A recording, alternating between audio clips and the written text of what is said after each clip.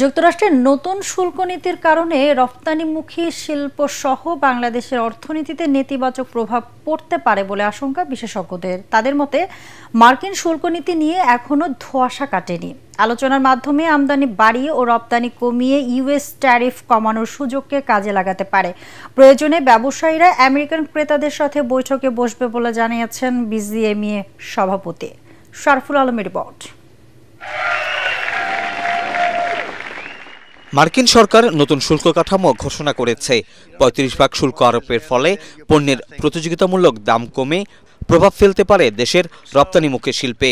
উচ্চ মূল্যের কাঁচামাল এবং বৈশ্বিক মূল্যস্ফীতির চাপের সাথে রপ্তানি পণ্যের শুল্ক বাড়লে পোশাকের অর্ডার কমে যাওয়ার আশঙ্কা করছেন ব্যবসায়ীরা। তাদের মতে, এতে পোশাকের দাম যেমনি বাড়বে তেমনি কমে যেতে পারে রপ্তানির পরিমাণ। ট্যারিফ নিয়ে এখনও চূড়ান্ত সিদ্ধান্ত না হলেও বিষয়টি নিয়ে উদ্বেগ বাড়ছে প্রতিনিয়ত। 10% ট্যারিফ থাকা আর 35% থাকা অনেক পার্থক্য। 35 হলে এটা অ্যাবজর্ব করার কোনো জায়গা থাকবে না। সেক্ষেত্রে যেটা হবে, ভোক্তা পর্যায়ে এটার কনজাম্পশন কমে যাবে। আর শুরুতে যেটা হবে সেটা হচ্ছে এই যে অনেক ফ্যাক্টরি বসে যাবে। এই মুহূর্তে নেগোসিয়েশন হচ্ছে গভর্নমেন্ট টু গভর্নমেন্ট। সো পরবর্তী ধাপে এই নেগোসিয়েশনটা যে যার মতো আমরা নেগোসিয়েশন করব। একটা অনিশ্চয়তা তো আছেই, বিশেষ করে আগামী 1 মাস।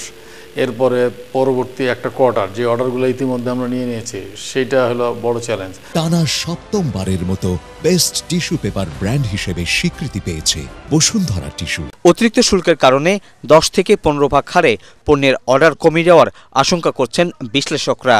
তাদের মতে, বাংলাদেশের এখনই উচিত হবে বহুমুখীকরণে জোর দেয়া। শুধু তৈরি পোশাক নয়, তথ্য প্রযুক্তি, ফার্মাসিউটিক্যালস, লাইট ইঞ্জিনিয়ারিং খাতকে গুরুত্ব দিয়ে পণ্যের বহুমুখী বাজার খুঁজে বের করার পরামর্শ দিয়েছেন তারা। বিশ্ববাজারে প্রতিযোগিতায় টিকে থাকতে শুধু নীতিগত সহায়তায় নয়, প্রয়োজন আন্তর্জাতিক কূটনৈতিক তৎপরতা বাড়ানো।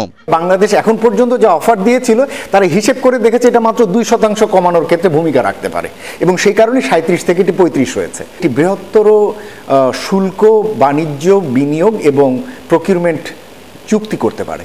আউট অফ দ্য বক্স কিছু যদি আমরা প্রস্তাবনা নিয়ে যেতে পারি, এবং সেটি হতে পারে আমাদের WTO কাঠামোর ভিতরেই, সেটা হলো যে উভয় দেশের ভিতরে একটি কিছু বিশেষ পণ্যের ক্ষেত্রে PTA এগ্রিমেন্ট করা, এবং সেই আলোকে আমাদের কিছু পণ্য শুল্ক কাঠামো পরিবর্তন করে মার্কিন যুক্তরাষ্ট্রকে সেখানে কিছু শূন্য শুল্ক সুবিধা দেওয়া বা কম শুল্ক সুবিধা দেওয়া। মার্কিন শুল্ক নীতির পরিবর্তনের কারণে অর্থনীতিতে চ্যালেঞ্জ বাড়লেও সুযোগ আসতে পারে নতুন বাজার ও নতুন খাতকে খুঁজে বের করা। এতে মার্কিন বাজারের প্রভাব কিছুটা হলেও কমিয়ে আনা সম্ভব বলে মনে করছেন বিশ্লেষকরা। শরফুল আলম, ATN বাংলা, ঢাকা।